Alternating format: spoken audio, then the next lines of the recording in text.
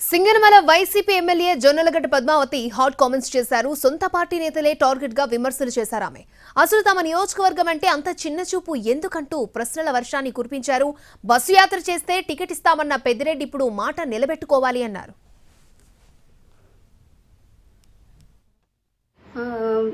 అలా గడప గడపకు మన ప్రభుత్వం ప్రోగ్రాం చేయమని చెప్పారు. గడప గడపకి మన ప్రభుత్వం ప్రోగ్రాము మేము సక్సెస్ఫుల్గా బాగా చేశాము. మరి జగనన్న ప్రోగ్రాం గడప గడప తిరగండి, మీ ఇమేజ్ పెరుగుతుంది. మరి ఇమేజ్ అన్నీ పెరిగిన తర్వాత జగనన్న ఎందుకు మాట తప్పుతాడు?